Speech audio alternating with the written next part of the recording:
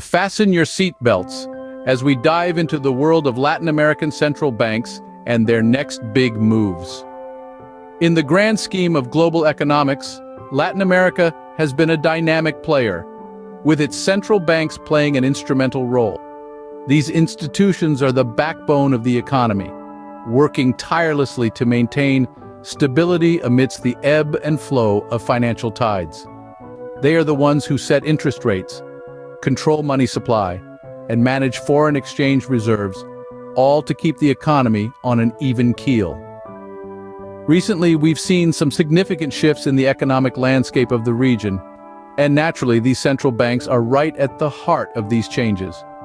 They've had their work cut out for them, juggling inflation, economic growth, and financial stability. So, what's next for these central banks? Stick around to find out. Central banks in Latin America are at a crossroads, facing decisions that could reshape their economies.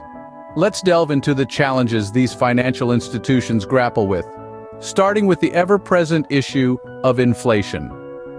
Inflation, as you may know, is the rate at which the general level of prices for goods and services is rising. It's a delicate dance for central banks to keep inflation in check without stifling economic growth. Too high, and you risk eroding purchasing power. Too low, and it could signal a sluggish economy. Now, speaking of economic growth, this is another challenge central banks face. They're tasked with creating an environment conducive for growth. This involves setting interest rates, controlling the money supply, and acting as a lender of last resort during financial crises. Striking a balance between stimulating growth and avoiding overheating the economy is no easy feat. Which brings us to policy decisions. Central banks are often in a tight spot, having to make decisions that could have long-term implications. For instance, raising interest rates could slow down inflation, but might also hamper growth. On the other hand, lowering interest rates could spur economic activity, but might lead to inflation. Then there's the external factor of global economic conditions. Central banks don't operate in a vacuum. They have to consider the global economic landscape, foreign exchange rates, and international trade. A downturn in a major economy can have ripple effects that reach the shores of Latin America. Lastly, there's the issue of public trust. Central banks need to maintain credibility and transparency to ensure the public's confidence in the economy. This is crucial for economic stability and growth. These are complex issues, but they're essential to understand the future of Latin American economies. These challenges are not unique to Latin America, but the way they're addressed could set the course for the region's economic trajectory. Now that we've set the stage, what are the next steps for Latin American central banks? The picture for Latin American central banks is a complex one, with different strategies on the table. One potential strategy is adjusting interest rates. This classic move can help curb inflation, stimulate economic growth, or stabilize the currency. But as we all know, it's a delicate balance. Raise the rates too high, and you risk choking off economic growth. Lower them too much, and you could stoke inflation or cause a currency to depreciate. Another strategy at their disposal is quantitative easing, a somewhat controversial tactic. This involves a central bank purchasing government bonds or other financial assets to inject money into the economy. The idea is to encourage lending and investment, boosting economic activity. However, quantitative easing isn't without its risks. It can lead to asset bubbles and potentially exacerbate income inequality.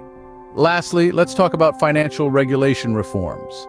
This means changing the rules that govern banks and other financial institutions. Reforms could target anything from capital requirements to lending practices. The aim is to make the financial system more resilient and prevent future crises. But as with any change, there are trade-offs. Too much regulation could stifle innovation and competition, while too little might leave the economy exposed to shocks. Each of these strategies carries its own potential impacts on the economies of Latin America. Interest rate adjustments could shift the balance of saving and spending. Quantitative easing could stimulate economic activity, but may also lead to inflation or asset bubbles. Financial regulation reforms could strengthen the financial system, but might also slow down economic growth. Only time will tell how these strategies will play out, but one thing is certain: the decisions made today will have far-reaching effects. It's a high-stakes game of strategy, with the economic well-being of millions hanging in the balance. So there you have it, a deep dive into the world of Latin American central banks and their next potential moves. We've unraveled the economic puzzle, shedding light on the central bank's dilemma and what the next steps might be for them. Remember, understanding these dynamics is crucial. It's not just about Latin America, it's about the global economy. The decisions made by these banks can have ripple effects that reach far beyond their borders. In a world that's more interconnected than ever, staying informed about these topics is essential. It's about being an active participant in the global conversation, about understanding the forces that shape our world. So, let's keep the conversation going. Let's continue to delve into these complex topics and make sense of the world around us. If you enjoyed this video and want to stay updated on the latest economic trends, don't forget to subscribe to our channel. Until next time, keep your eye on the economic ball.